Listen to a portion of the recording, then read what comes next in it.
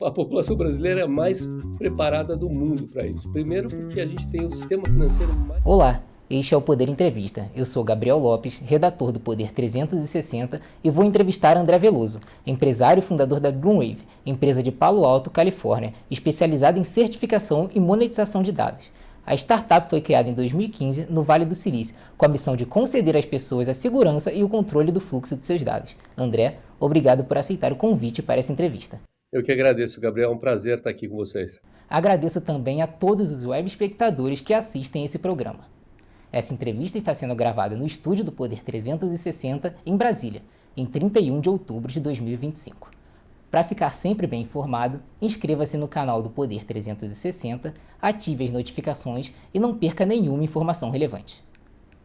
André, poderia começar explicando ao público como funciona a Dreamwave e a D-Wallet, como os produtos operam? Gabriel, hoje você guarda o seu dinheiro no banco, né? E você tem autonomia para usar o seu dinheiro.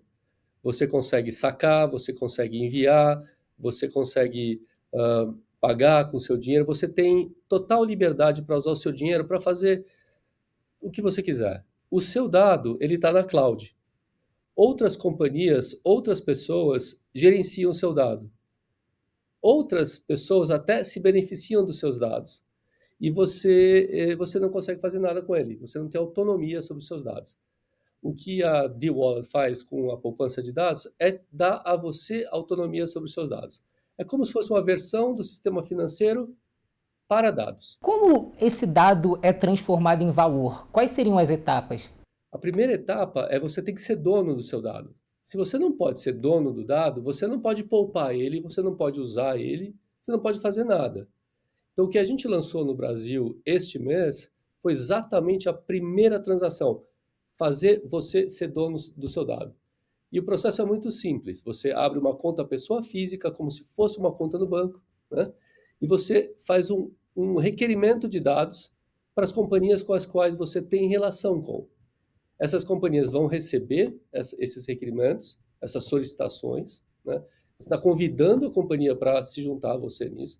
Elas vão abrir as contas pessoa jurídica delas e elas vão certificar o dado da relação que você tem através dos produtos e dos serviços que você consome dessas companhias. Uma das questões que envolvem a Dreamwave é que ela promove a monetização dos dados, não só a venda. Queria perguntar para o senhor, André, qual seria a diferença entre as duas coisas? Essa pergunta é ótima, Gabriel, porque toda vez que a gente fala de monetização de dados, a gente está pensando em comprar e vender dado, né? E quando você compra e vende, se eu compro o seu dado, eu estou comprando o seu dado, ele é meu, né? A Dreamwave não faz isso, ela não compra e vende dados. O que ela dá para o dado é a capacidade de ser transportado, de se mover de um lado para o outro, né? Da resistência à fraude ao dado e dá a capacidade de fragmentar ele, usar pequenos pedaços do dado, né? O que até então era impossível para qualquer um.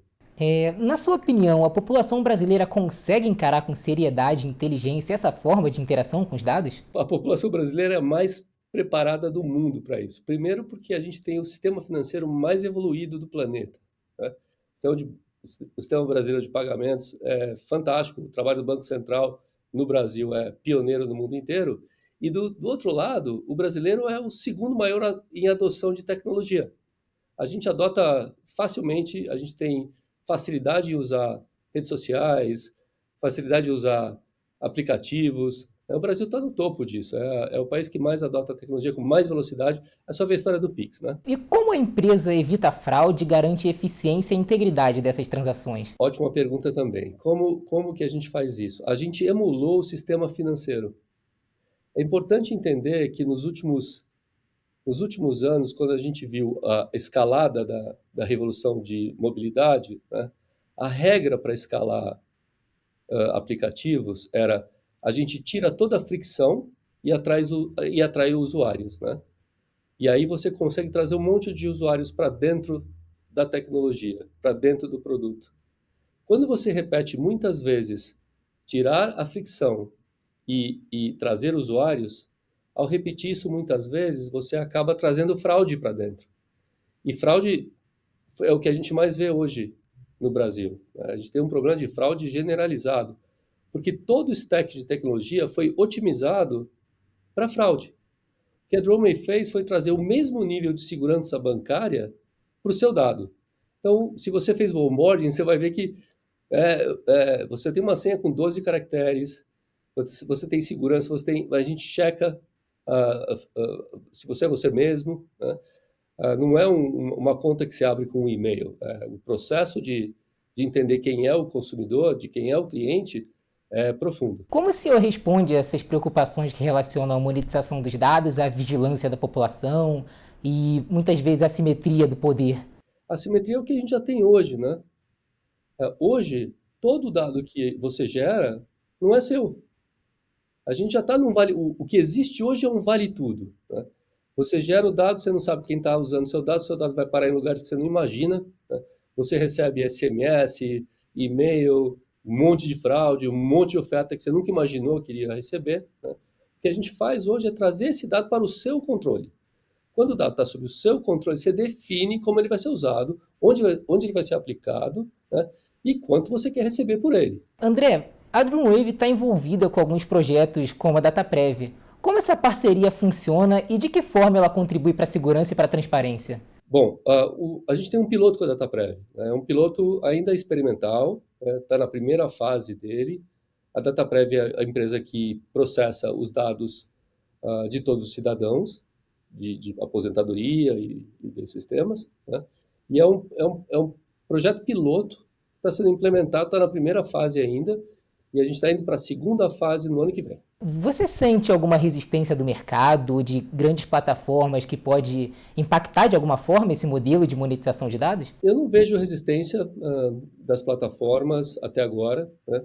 Até agora, as companhias que estão se juntando a gente são uma das maiores do mundo e uma das maiores do mercado financeiro, né?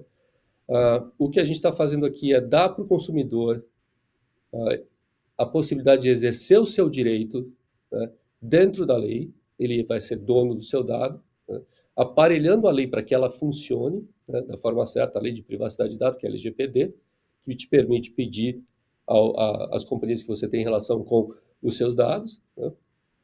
E o que eu acredito profundamente é que a gente não está, a gente está criando um mercado novo. Então a gente não está pegando um pedaço, 10% do mercado de fulano, 13% do mercado de ciclano. Não, a gente está crescendo a torta. O dia que todo mundo tiver acesso e propriedade de seus dados, o número de casos de uso, onde você vai poder combinar o seu dado de consumo com o seu dado de sono, o seu dado de saúde, com o seu dado de locomoção, vai gerar, da mesma forma que a revolução da mobilidade gerou um monte de aplicativos, né?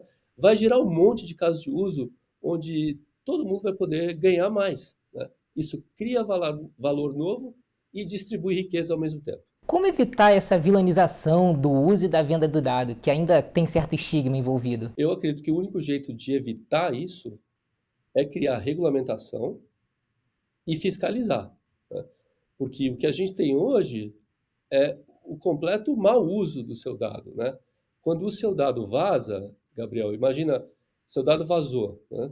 Você já recebeu algum dinheiro de alguma multa de privacidade de dado ou de proteção de dado do seu dado que vazou? Não, é o seu dado que está vazando, Gabriel. Percebe o que eu estou falando? Quando você tem a Drumwave instalada, a sua D-Wallet, o seu dado passa a ser controlado. Você decide para onde ele vai. E como todos os usuários são verificados, a capacidade de ter fraude é muito menor, né? É muito menor do que existe hoje. Quais são os planos da Dreamwave em termos de crescimento e expansão? Existem outros produtos ou mercados que se pretende explorar? Sim, a gente já está instalando. Bom, a gente lançou nos Estados Unidos, né? Lançou no Brasil e agora a gente está lançando no Oriente Médio também. A gente está instalando isso em 3 regiões, mas desde os dois últimos meses, a gente teve mais de 9 países buscando a mesma solução. O interesse institucional de governos tem sido impressionante no modelo da poupança de dados com a carteira de dados. Para o senhor, qual é o papel do Estado e o enquadramento regulatório para que esses modelos de venda de dados sejam seguros? É fundamental, né? Hoje, se a gente imaginar como a gente está lidando com empresas gigantescas hoje, do tamanho de países, né? Os países precisam se posicionar, os governos precisam definir as regras do jogo para o uso do dado, né? E dado, quando a gente pensa em soberania, né, a gente está discutindo sempre muito a questão dos servidores, em ter o dado local, tudo isso é muito importante. Mas quando você olha para o cidadão, quando o cidadão tem propriedade do dado dele, a soberania fica no cidadão. Imagina assim, quando você entra num website que não é .com.br, né, você está gerando dados em um outro país. E esse dado vai estar lá, né? Quando você viaja para algum outro país e consome, imagina que você está tomando um café em outro país. Você está gerando dado em outro país. Aí eu te pergunto, a quem pertence esse dado? Pertence a você e ao café do outro país, né? Como fazer uma transação financeira quando você viaja e paga com um cartão de crédito brasileiro fora do Brasil, toda essa transação está resolvida. Foi exatamente isso que a gente desenvolveu. Quais são as principais diferenças entre o Brasil e os Estados Unidos para a construção de uma empresa desse tipo? Uma empresa de tecnologia forte, ela, se você olhar para trás na história, ela só nasce em países de moeda forte. Isso por causa da precificação das companhias e da estrutura de capital que a gente consegue montar nos países, né? Os Estados Unidos é todo preparado para isso. O Brasil já está na segunda fase de implementação disso. Ele teve a primeira fase de venture capital, que criou empresas fantásticas, né? Você tem empresas de e-commerce fantásticas, de distribuição fantásticas, neobanks, né? Bancos digitais fantásticos, todos nascidos nessa primeira leva, né? Agora a gente vai ter uma segunda e uma terceira leva, onde o Brasil, eu acredito, vai criar a estrutura para precificar suas companhias, para investir em suas companhias, muito em breve. E o senhor entende que algo pode ser considerado uma vantagem competitiva brasileira? E quais seriam as dificuldades? Quando a gente pensa em dado, e especialmente quando a gente pensa na poupança de dados, né, eu acho que o Brasil está à frente em muitas coisas, porque tecnologia é cultura, né? E quando você está acostumado, aqui nos Estados Unidos, é tudo muito individualista, né? É tudo eu. Né? E no Brasil a gente não é assim, a gente é um pouco mais coletivo, né? A gente compartilha muito mais as coisas. Então, se você pensar, pelo menos na minha época, quando eu era mais jovem, né, a poupança era uma coisa coletiva. Era a sua família poupando dinheiro para te ajudar a ir para a faculdade. Era o seu padrinho, a sua tia te dando um dinheiro para colocar na tua poupança na tua poupança de real, de dinheiro, né? Para você poder fazer alguma coisa na sua vida, chegar a algum objetivo, alguma meta, né? E todo mundo poupa junto, né? Isso é uma característica super importante do Brasil e para mim, quando você pensa dessa forma em dados e junta isso com a capacidade de criar produtos financeiros super inteligentes que a gente tem no Brasil, um exemplo que a gente pode dar para o mundo inteiro. E André, como se define o dado? O que seria um dado? Essa é a maior briga do mundo, Gabriel. Assim, todo mundo tenta definir, explicar o que é dado, né? Tem gente que fala que dado é commodity, dado é óleo, dado é isso ou dado é aquilo, dado é produto, né? E essa definição, ela limita, né, muito o uso do dado e como você vai aplicar isso. A gente criou aqui uma definição que, para a gente, dado é potencial, né? E potencial tem fórmulas simples disso, né? E em cima do potencial você consegue guardar potencial, né?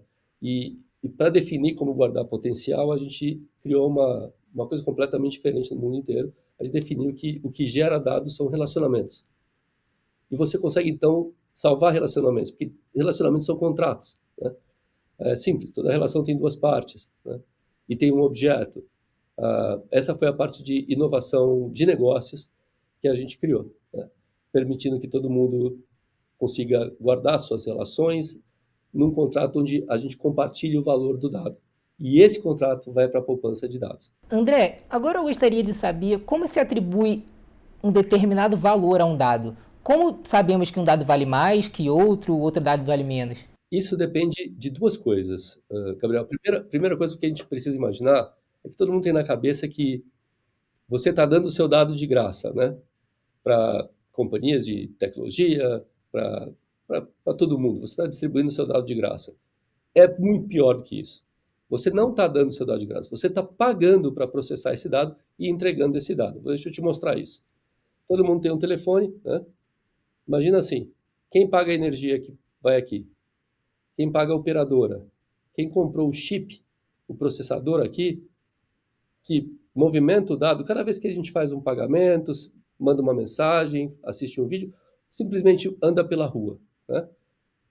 A gente está pagando para processar esse dado, porque você está pagando pela eletricidade, pela energia, pela operadora, né? Em tudo que você faz.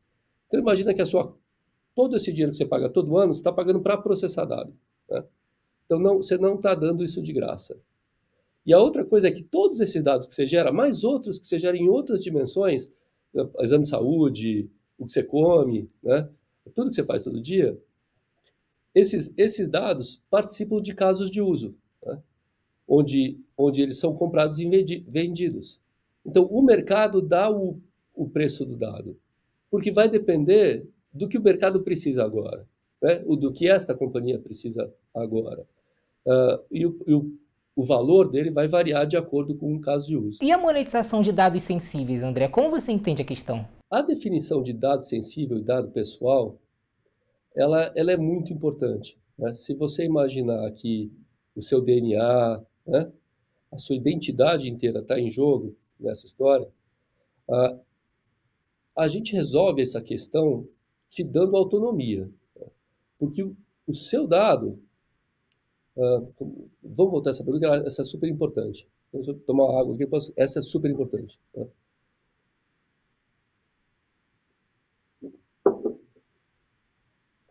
A monetização de dados sensíveis, né, que são dados muito pessoais, são dados pessoais, né, ela, ela é um dos temas mais importantes que existem na história da privacidade, porque pode expor o cliente, te expor de alguma forma, né? O que acontece hoje é que os seus dados estão completamente expostos, né? Você encontra na Dark Web, em diversos lugares. Com a sua poupança de dados, com a sua carteira, você tem controle sobre esses dados.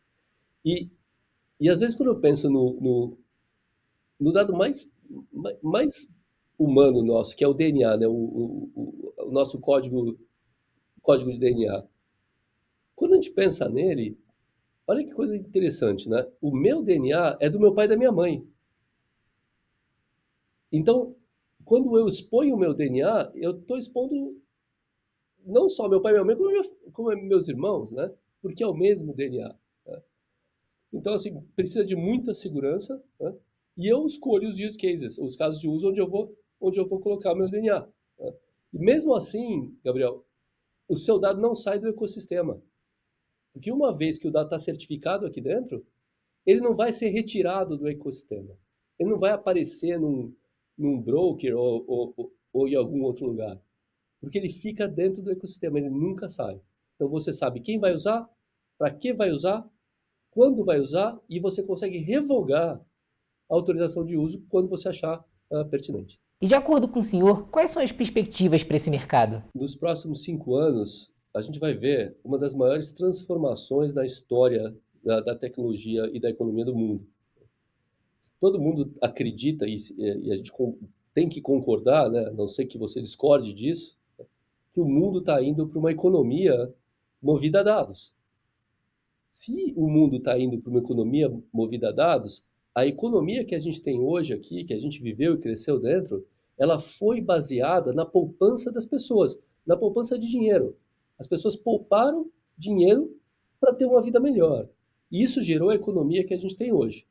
Se a gente está indo para uma economia de dados, é um pouco óbvio de que a gente vai necessitar uma poupança de dados, senão a gente não consegue participar disso, né?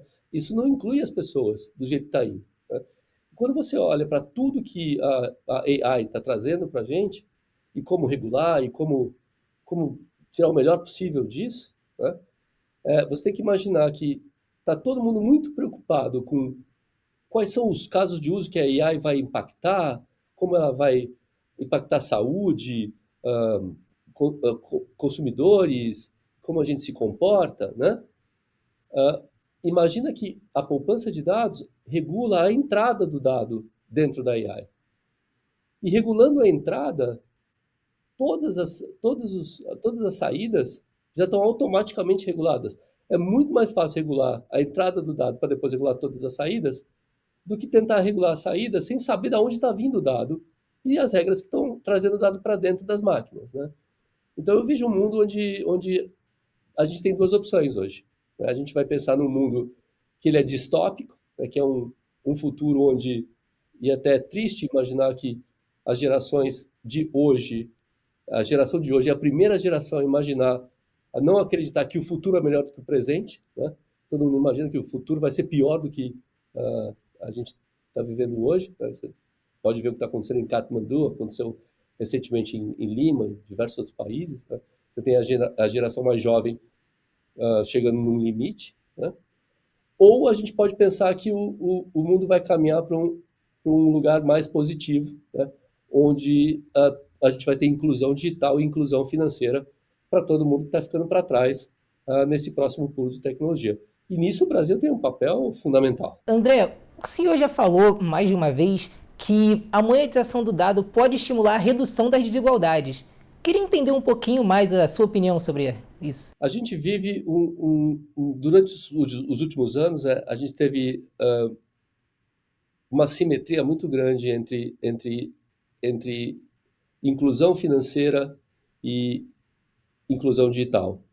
Quanto mais gente a gente trouxe para dentro de tecnologia, mais exclusão financeira a gente teve. Foi um movimento muito bruto, que concentrou muito capital, né? Muita riqueza na mão de poucas pessoas. Quando você dá para as pessoas acesso e propriedade ao seu dado, você está criando uma nova economia. E essa economia, a gente chama ela de nova economia de dados, né? Porque a velha economia de dados não inclui as pessoas, você é o produto, né? A gente é o produto, né? E na nova economia, a gente está incluso na economia, a gente participa da economia. E o que gera uma economia é a participação das pessoas. Quanto mais gente participando, mais valor a gente cria. E André, como o senhor entende essas fronteiras digitais? Estamos construindo algo voltado à união ou à separação das pessoas? Esse tema também toca, tudo que a gente está falando aqui toca o coração do que acontece no mundo e na geopolítica do mundo inteiro hoje, né? É interessante a gente pensar que a gente tem hoje três fronteiras no mundo. A primeira fronteira é a fronteira política, é aquela que você tem um passaporte para passar de um lugar para o outro, de um país para o outro, né? E essa fronteira é super clara. Ela separa o Brasil da Argentina, o Brasil de outros países que nos cercam, né? Ou você viaja e entra em outro país e essa fronteira é clara, né? Ela é muito clara para todo mundo. E aí tem também a fronteira financeira. Essas fronteiras financeiras estão em cima das fronteiras políticas, né? E elas são um pouco mais cinzas. Elas não são tão claras quanto as fronteiras políticas, né? E em cima das fronteiras financeiras, a gente criou uma camada de fronteira digital, né? E essa fronteira digital é completamente, hoje, selvagem, né? Ela é completamente selvagem. E o que importa nessa história é que, como uma pessoa, a gente não consegue viver sem ter uma relação com as entidades que tocam essas três fronteiras. A primeira relação que a gente tem é com o governo, né? E nessa relação a gente é um cidadão. E como cidadão, a gente paga imposto e recebe do governo duas coisas, para começar, né? A primeira coisa é identidade e a segunda coisa é proteção social. Aí, depois de ter nossa relação com o governo, um americano, um brasileiro, um chinês, né, a gente também não consegue viver sem ter uma relação com o sistema financeiro. E no sistema financeiro, a gente é um cliente. e a gente paga juro, né, para poder usar a nossa identidade emitida pelo governo para poder usar dinheiro para trocar valor por valor na sociedade. Então, olha só, agora a gente é, ao mesmo tempo, um cidadão pagando imposto e um cliente pagando juro para tudo que a gente faz. Consegue ver isso? Mais recentemente, veio a indústria de tecnologia, né? E a gente também não consegue viver mais sem tecnologia. E na nossa relação com a indústria de tecnologia, a gente é um usuário e a gente paga licença. Então, hoje, para tudo que a gente faz, a gente paga imposto, a gente paga juro e a gente paga licença. Só que o que é interessante é que a definição do usuário é aquele que opera uma máquina ou usa uma ferramenta. Isso é trabalho. Consegue ver isso? Então, imagina que quando eu logo no imposto de renda para pagar imposto, né, eu estou pagando licença para pagar imposto. Porque o meu computador tem licença, o imposto de renda roda numa cloud, né, numa nuvem. Então, eu pago licença para pagar imposto. Então, antes de pagar imposto, eu já estou pagando licença, né? E quando eu vou pagar o imposto, eu tenho que, então, logar no meu sistema financeiro. Então, agora eu estou pagando licença para pagar juro, para pagar licença, para pagar imposto. Consegue ver isso? E eu nem paguei o imposto ainda. Então, no mundo tem assim, a gente questiona que juros sobre juros não é uma coisa saudável. Você pode contestar juros sobre juros. Que dupla tributação também é uma coisa que não é correta e ninguém aceita.